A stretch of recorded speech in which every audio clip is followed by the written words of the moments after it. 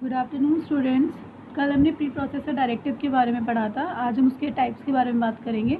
तो pre processor directive के 3 types होते हैं। पहला है माइक्रो सब्स्टिट्यूशन डायरेक्टिव, दूसरा आता है हमारे पास फाइल इंक्लूजन डायरेक्टिव, और देन नेक्स्ट आता है हमारा कंपाइलर कंट्रोल डायरेक्टिव।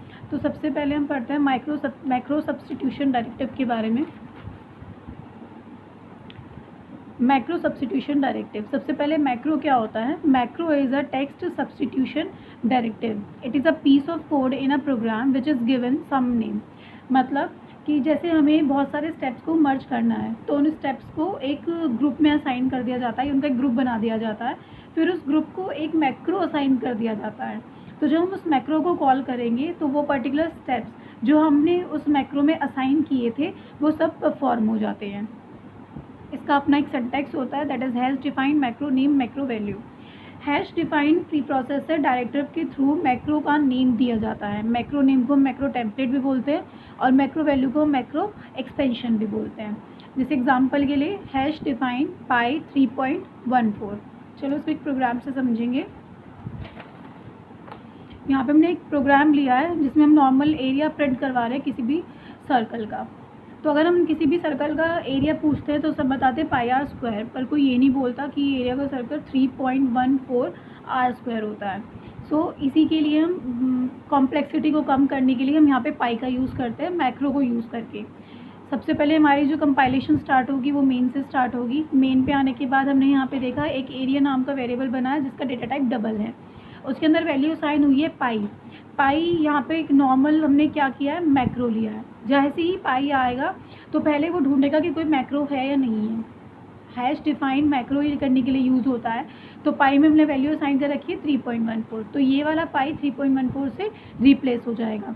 तो हमारे पास जो स्टेटमेंट है वो होगा 3.14 multiply by 10 multiply by 10। Then हमने कहा printf area is equals to percentage LF। LF हमने यहाँ पे इसलिए लगाया क्योंकि हमने डेटा टाइप डबल यूज़ किया है। उसके बाद हमने यहाँ पे एरिया प्रिंट कराया है। जब हम इसे प्रिंट कराएंगे तो हमारा आउटपुट आएगा 3.14 मल्टीप्लाई 100 मल्टीप्लाई 100 दैट इज़ 340। तो इस प्रोग्राम का जो आउटपुट होगा वो होगा 340। नेक्स्ट इसके बाद हमारे पास आता है, ये था हमारा सिंपल। उसके बाद हमारा जो नेक्स्ट आता है वो होता है हमें अगर पैरामीटराइज्ड भेजना हो। हमारे पैरामीटराइज्ड मैक्रो भी होता है। ये कैसे होता है, इसमें हमने 2 हेडर फाइल लगाई है, hash include corner dot H, hash include studio dot H. इसके बाद hash defined SQR x multiply x। Wide main से एग्जीक्यूशन स्टार्ट हुई, इंट n आया, n को हमने असाइन कर रखा था SQR 10।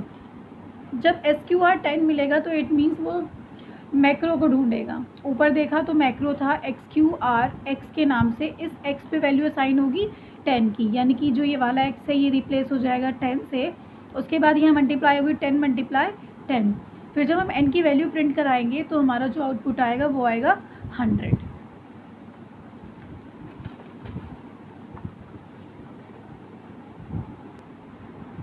मैक्रो हमारा बहुत ज़्यादा यूज़ होता है but this is not good in practice. Let's see Y.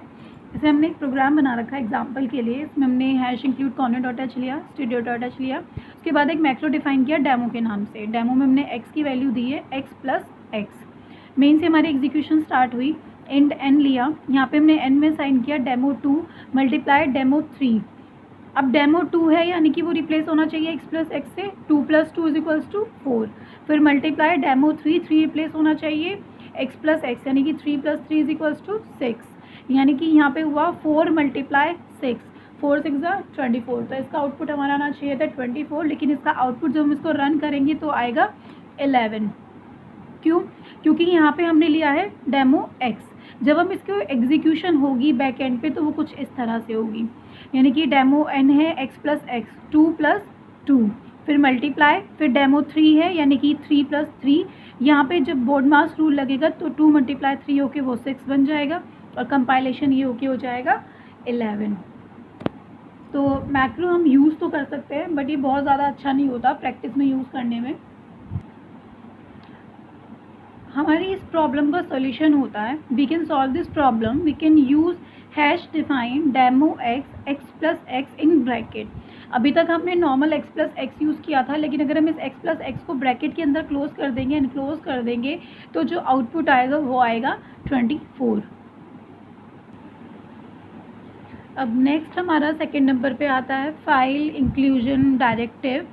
This type of preprocessor directive tells the compiler to include a file in source code program. कोई भी एक्सटर्नल फाइल जिसमें कोई function या micro definition हो, उसे हम hash include को use करके अपने प्रोग्राम में यूज़ कर सकते हैं या इंक्लूड किया जा सकता है. ठीक है, hash include file inclusion directive ही होता है. इसमें दो टाइप की फाइल्स इंक्लूड की जा सकती हैं. एक होती है हमारी हेडर फाइल और स्टैंडर्ड फाइल. उसका सिंटैक्स होता है हमारा हैश इंक्लूड फाइल नेम, जो कि हम हेडर फाइल्स के लिए यूज़ करते हैं.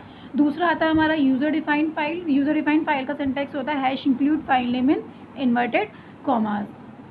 Let's take an example of it. हमने यहाँ पे लिया hash include sudo.h hash include conny.h. Void main से इसकी एग्जीक्यूशन स्टार्ट होती है. वॉइड मेन में आए तो प्रिंट एफ था. प्रिंट एफ में हमने स्टेटमेंट दी थी हेलो. तो यहाँ पे जो प्रिंट एफ की डेफिनेशन है, इस प्रिंट एफ की डेफिनेशन ये हमारी स्टोर है किसमें, studio.h में. उसके बाद हमने गेट सी एच चूज़ कर रखा है. गेट सी एच चूज़ किया है यानी कि इसकी भी हमने कहीं ना कहीं कोडिंग ली होगी.